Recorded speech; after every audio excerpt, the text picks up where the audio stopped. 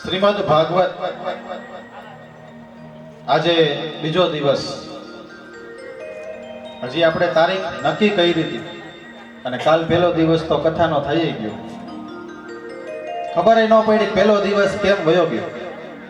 શું પોથી યાત્રા કરી, આપણે ઢોલ વગડાવ્યા. અત્યારના જમાનામાં આપણે બધી વસ્તુ મળે. પહેલાના જમાનામાં હાથે લઈ જવું બધું, જાંજ પખાજ બધું આપણે ગીત હારે ગાતા, ફૂલની કેડિયું બનાવતા.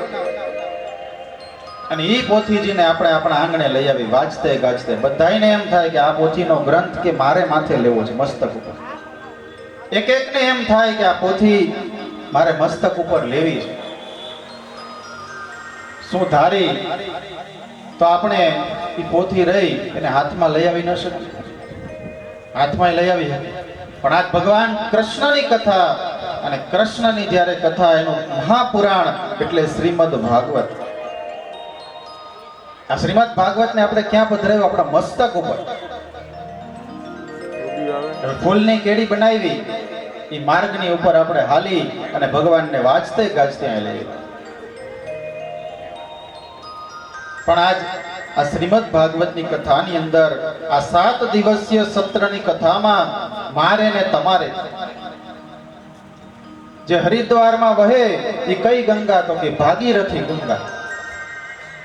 ભગીરથ ઋષિએ પોતાના પૂર્વજોના ઉદ્ધાર માટે એ ગંગાને નીચે ઉતારી. અને આજે આ શ્રી ભૂતનાથ મહાદેવ મંદિરના આંગણે જે કથા થઈ એ કઈ? તો કે શ્રીમદ ભાગવત. અને શિવજીને જો સૌથી પ્રિયમાં પ્રિય જો કોઈ કથા હોય તો એ કૃષ્ણ કથા છે.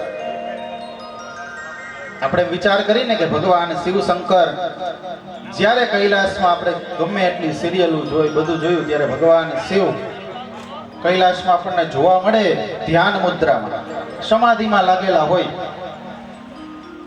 પણ આજે સમાધિમાં લાગ્યા હોય ત્યારે ઉપાસના કોની કરે? ભગવાન શિવ, કૃષ્ણ ભગવાન રામને. કેમ કે એને કૃષ્ણ કથા ખૂબ પ્રિય છે.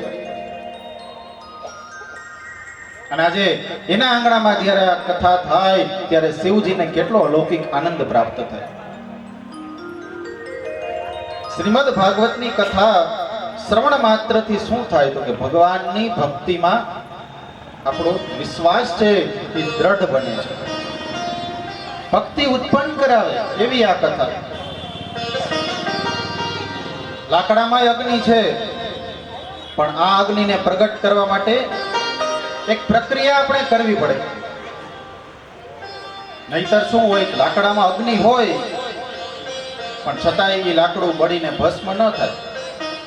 લાકડામાં અગ્નિ છે પણ કેવો? તો કે અપ્રગટ છે, દેખાતો નથી. દૂધમાં ઘી છે એ હકીકત છે, પણ દૂધમાંથી ઘી બનાવવાની પણ પ્રક્રિયા આપણે કરવી પડે. પણ દૂધ આપણે હાથમાં લઈ અને મહાદેવના મંદિરમાં જાય, દીવો પ્રગટાવી, એમાં આપણે દૂધ નાખી તો દીવો થાય? ન થાય. એના માટે આપણે ઘી એમાં ઉમેરવું પડે, દીવો પ્રગટ કરવો પડે, એમાં ઘી પૂરવું પડે. એના માટે શું કરવું પડે? તો કે દૂધમાં આપણે મેણવણ નાખવું પડે, દહીં જામવા મૂકવું પડે, એનું મંથન કરવું પડે, માખણ કાઢવું પડે, એને અગ્નિ ઉપર ચડાવવું પડે. ત્યાર પછી આપણે ઘી તૈયાર કરી શકીએ, ત્યારે આપણે ભગવાનનો દીવો કરી શકીએ. આટલી પ્રક્રિયા કરવી પડે.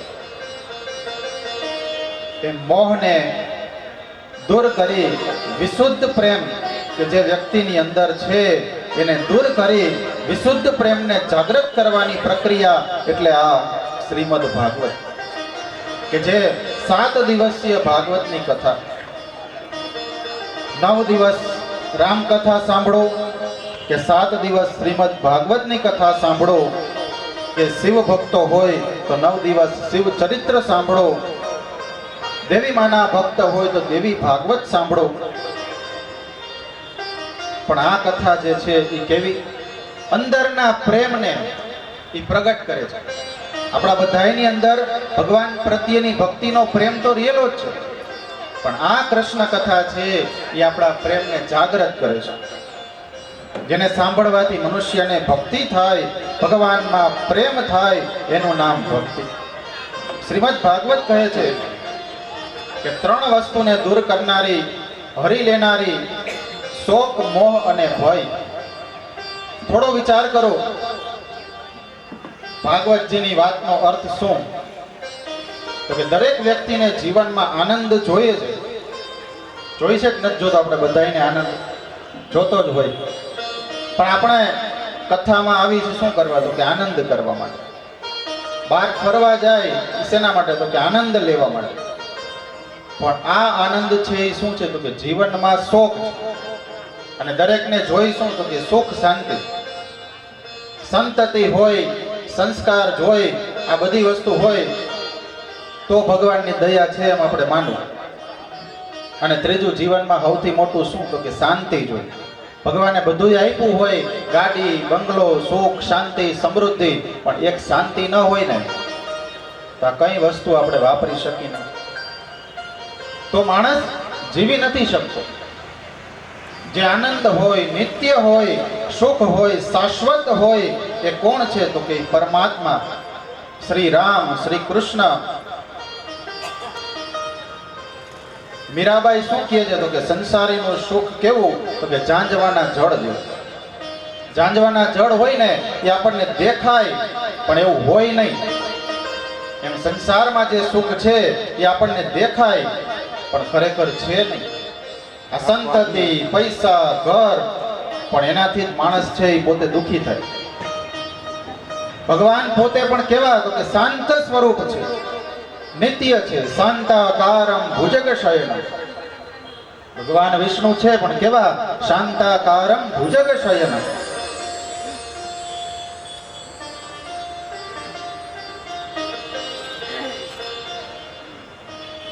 હવે ભાઈનું કેવું? એકવાર એક ભાઈ દોડતા દોડતા દુકાને ગયા. ત્યાં જઈને દુકાનવાળાને કહે, ભાઈ 100 ગ્રામ હળદર, 100 ગ્રામ મીઠું, મરચું, બધી વસ્તુ મને પેક કરી. ઘઉં, ચોખા, ખીચડી બધું પેકિંગ કરે. એમ કે દેવા બોલવા જ માંડ્યા. દુકાનવાળાને કહે, ઝટ કરો ભાઈ, મને આ બધું પેકિંગ કરી દો. દુકાનવાળો સામું જોવા માંડ્યો. અરે ભાઈ કે જોશ શું હોય? કે મારે મોડું થાય છે, કે ફટાફટ કે પેક તો કરી દે. કે ઝટ કરી. કે દુકાનવાળો કે ભાઈ થોડીક શાંતિ રાખો. તમે જ્યાં આવ્યા છો ને એ જગ્યા કે ખોટી છે. જરાક બહાર જઈને બોર્ડ તો જોવો કે આ બોર્ડ શેનું છે. આ કે કરિયાણાની દુકાન નથી, આ કે મેડિકલ સ્ટોર છે. આ મેડિકલ સ્ટોરે જાય, ખોટી જગ્યાએ જઈને માંગણી કરે, ક્યાંથી એમ મળવાની? કે આ દવાની દુકાન છે, કે કિરાણાની દુકાન નથી. અને અહીંયા આ બધું તમને ન મળે. તમે કે ખોટા સરનામે આવ્યા છો. એમ સંસારમાં આપણે આવ્યા પછી આપણે જો સુખ, દુઃખ, આનંદની ઈચ્છા કરતા હોય ને તો શાંતિ માંગો. તો સંસાર પોતે એમ કહે કે શું કે તમારી મતિ મરી ગઈ, ખોટે સરનામે આવ્યા છો, કે આ બધું તમને અહીંયા ન મળે. કે આ બધું એટલા માટે માણસને સાચું સરનામું જોતું હોય તો ક્યાં જવું પડે? મંદિરોએ જવું પડે, સાચા સંત પાસે જવું પડે, સત્સંગમાં આવવું પડે.